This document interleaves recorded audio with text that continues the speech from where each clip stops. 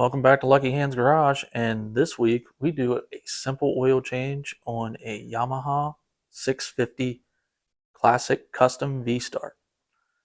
Luckily, I got the records right here of when he first came, and that was in 2021. So I have been attending this bike since 2021.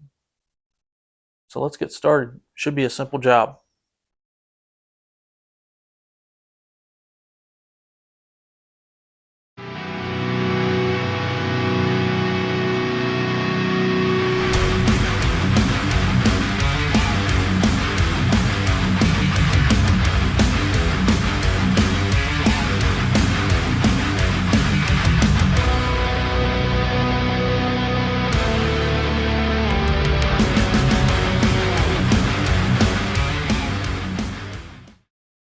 All right, so here is the 650 V-Star that I've been maintaining since 2021.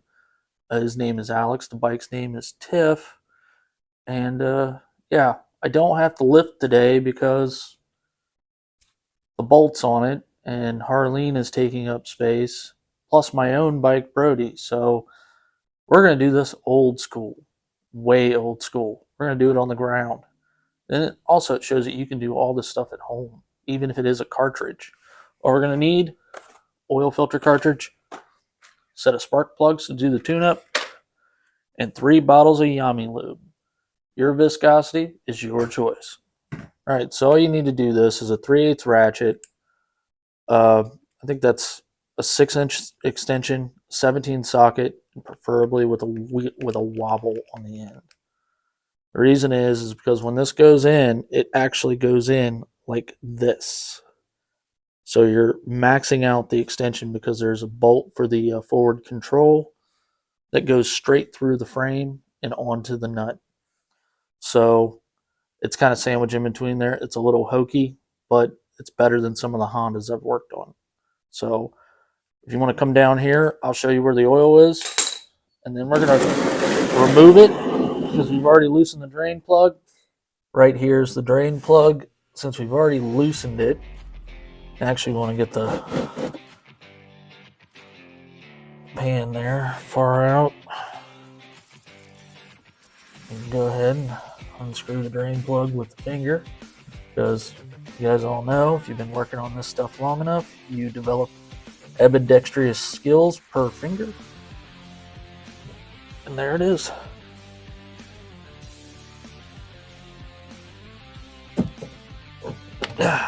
We'll take care of that later. And as you can see, his oil's pretty black. He didn't change it last year, but he got about, I think he said he got about 4,000 to 5,000 miles out of it. And we're putting a synthetic blend back in it, so he gets as good use out of it as he can. Now we're going to wipe off the drain plug, wait for that to drain, and then yeah, we'll move on to the cartridge. Alright, we're going to take a 4mm Allen wrench. We're going to remove these bolts.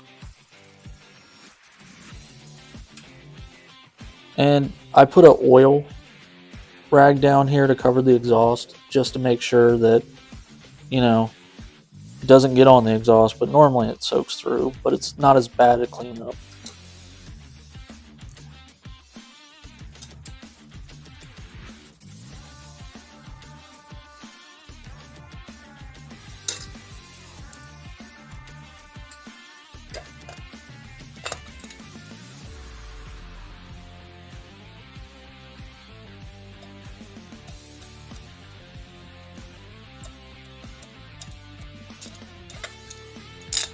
And there's the Easter egg from the first time he visited. Now, Alex is a horror buff. He's a big Chucky and a Tiff fan, so therefore the name Tiff.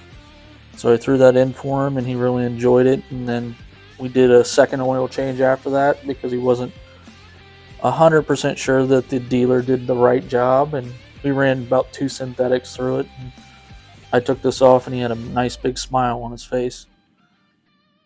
So we're going to go ahead and remove these inners.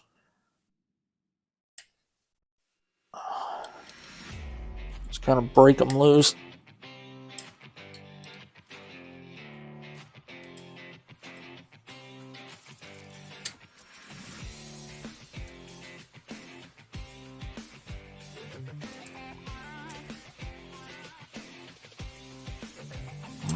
Didn't get that one broken off.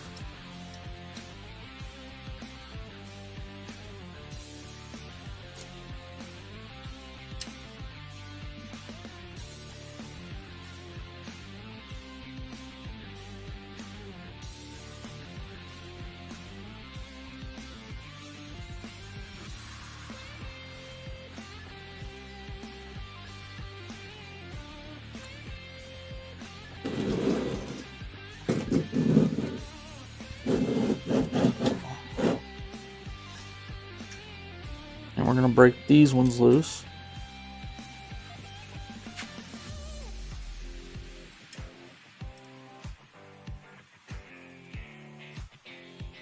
And there's one down here behind this control that you're going to have to break loose.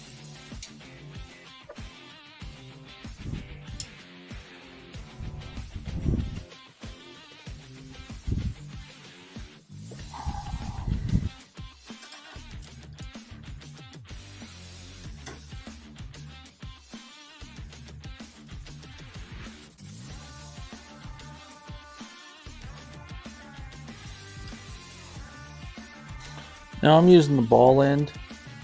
I'd recommend using these when you're doing these type of things because you really don't want to take off that forward control. Which, if you have the manual for this, it tells you to take the forward control off. I'm not a huge fan of doing more work than what I need to.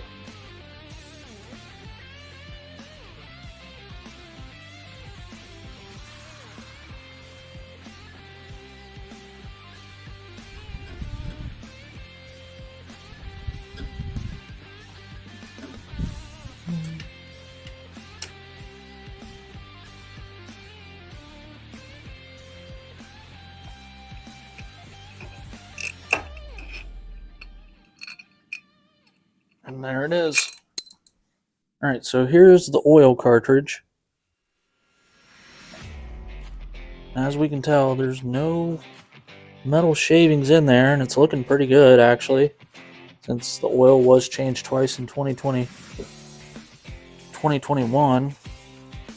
So, yeah, it's not as hard as you think it is. It just seems like a lot of things. But once we get this all cleaned up, it's going to look shiny. We're going to put the new cartridge in. It's going to be new. Alright, so we're putting in the new filter. Yamaha Special. It slides in.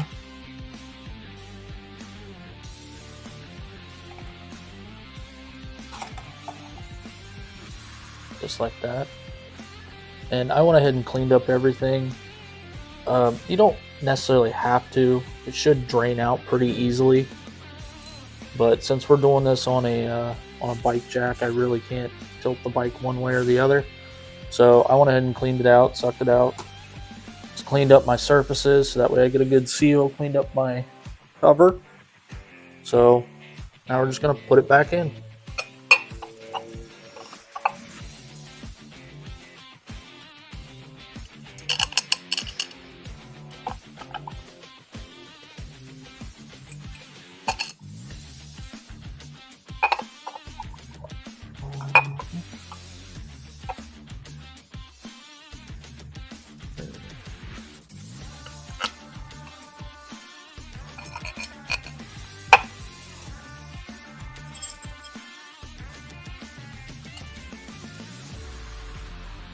Alright, then we got our medallion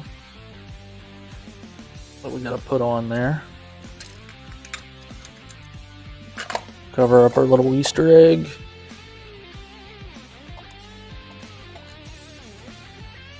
It'd probably help if I had the medallion in the right orientation, huh?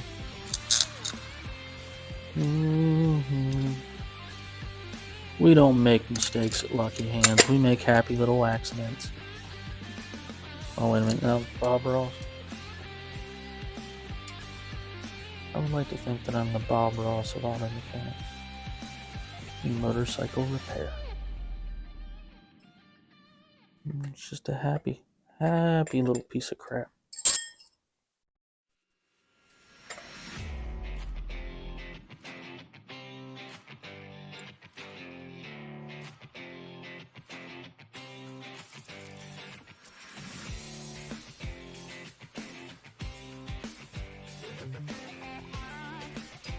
Here's the thing, guys, you don't really need special tools to do any of this stuff.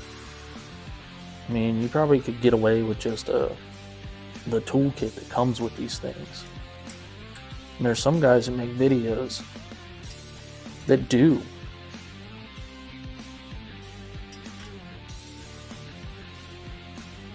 The Yamaha roadside assistance kit is probably one of the most extensive and thorough ones. So that's it for the oil change. Now we just got to put oil back in it. Alright, so adding the oil. We're coming down here to this little sight glass. And as you can tell, we're almost full. It's kind of deceiving because the bike is tilting a little bit. But it's probably about shy, maybe half a quart. So we're going to go ahead and add that in. So your sight glass is on the side with the filler. Alright, so the spark plug is an 18 with an extension and your standard 3/8 ratchet.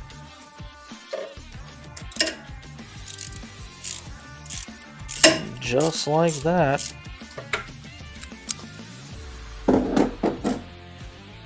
it comes off. But since there's really no 18 spark plug socket unless you special order one, we're going to take this here magnet. Once we get it loose enough, we're going to pull it out. Because I think everybody feels like me. Some tools are just ridiculous to own. Oh look, didn't even need the magnet. And actually, looks like he's been running a little rich.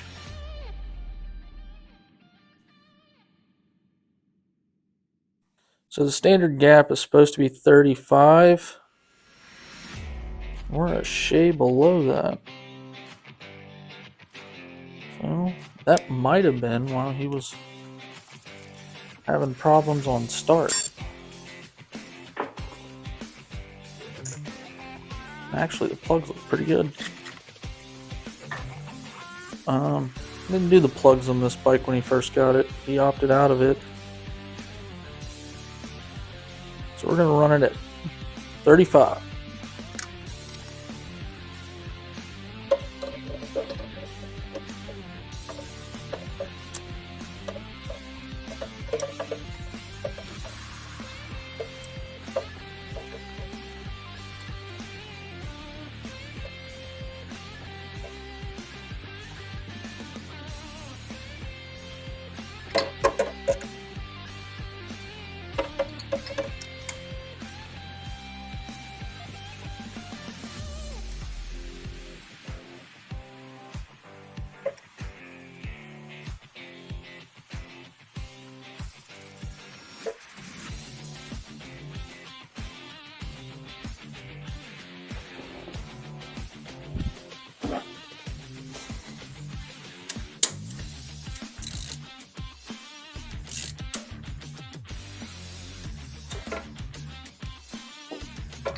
Put the plug wire on.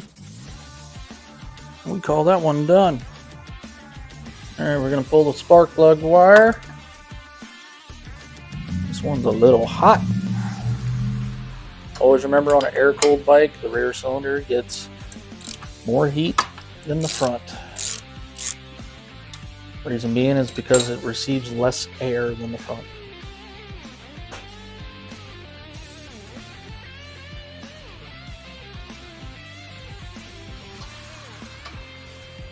Not like the other one? No. Alright.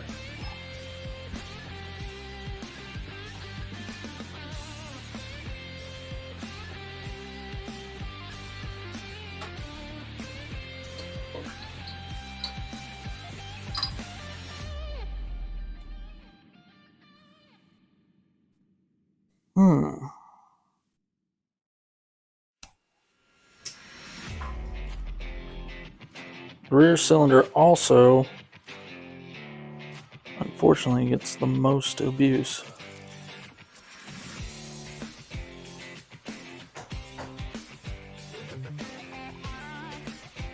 It was gapped about the same. But it looks good, except for a little rust from sitting out in the sun and the rain and all the things. So let's get our new NGK in.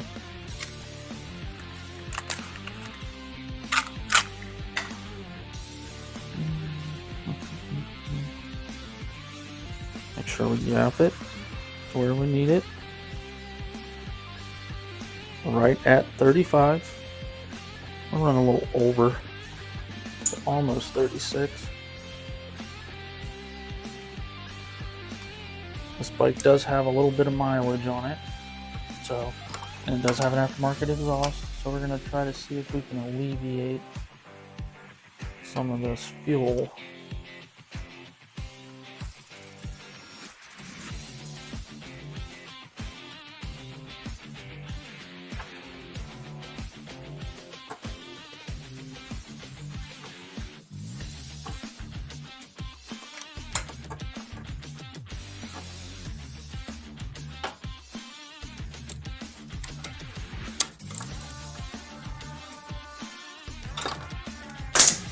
All right, put the plug wire on, and technically we can start the bike as long as we get all this crap off of it and run it and see how TIFF runs. Get my phone off of there.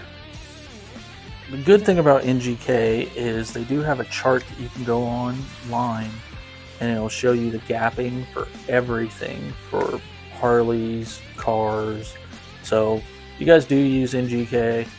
I use it mainly for motorsports and cruisers and crotch rockets. It's Japan, goes great with Japanese bikes. I have put them on Harleys before. I think Champion makes the Harley Davidson plug, so food for thought.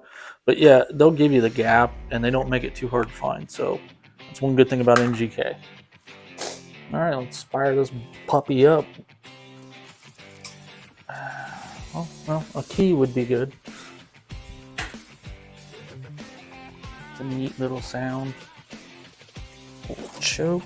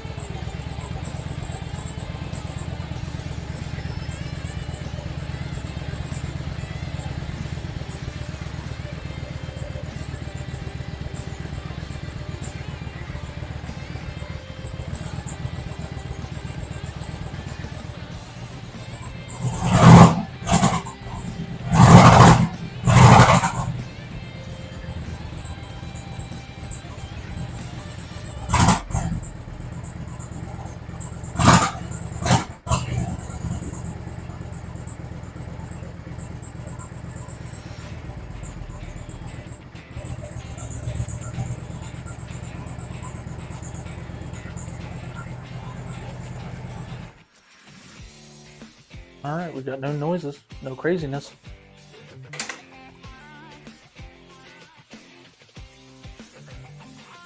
we'll adjust the idle when the bike gets warmed up. So I think I'm done for most of this. There's a few things I got to work on, like getting the gas cap off because it's supposed to be going that way and it's not. Yeah, this little thing right here is supposed to be facing that way. So, and it's got 2 keys. We found it.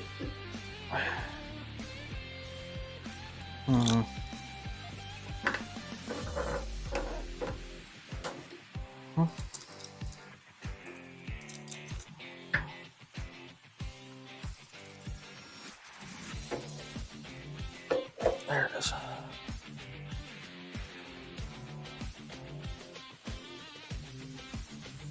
Oh, okay. It's got a bent tab. Alright, I'll get a screwdriver, get that bent, and then we'll put that back on.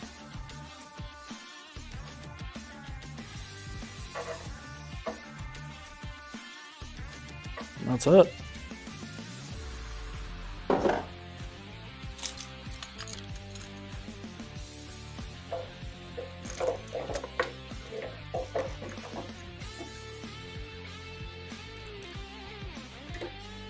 So many keys.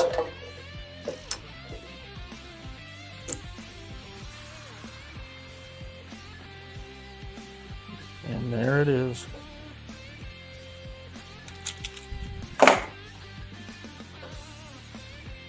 Alright. Well, I was going to adjust the carb, but I don't think it's the carb. Well, it was. I did find a fuel leak coming from one of the bowls. Looked like somebody got in there and was trying to tighten things up and then ended up loosening the bottom of the bowl. So that's tightened. It seems to start up very well. We'll try that again.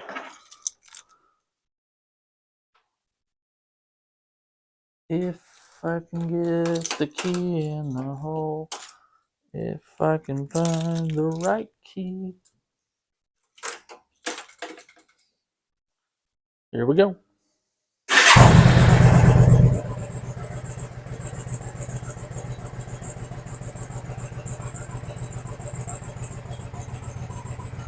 I think that was the issue. The float bowls were leaking and it was vapor locking. So I'm going to call this one done. Well, guys, that was it. If you like what you see, like and subscribe and tell me. You can't do this? Really? I'm working in the same space you are. You can do this at home. This is not a big operation. So thank you guys for watching. Thank you for tuning in, and hopefully you guys enjoyed the next one. We have the bolt coming up when the gas tank gets off from back order. We've still got Project Harleen, and then we got Brody that we have to install all new stronger parts on. We have a Yamaha dirt bike that we have to rebuild the top end, and we have a Dyna anniversary that I got to take the shift lever out because of a garage not wanting to do it. But he is a really good friend and he's helped me out quite a lot. You might see him a lot on the channel. I do this for passion. I don't really do it for money, but I do get paid to do it. So if you guys like what you see, just like and subscribe. Thank you. I need to know.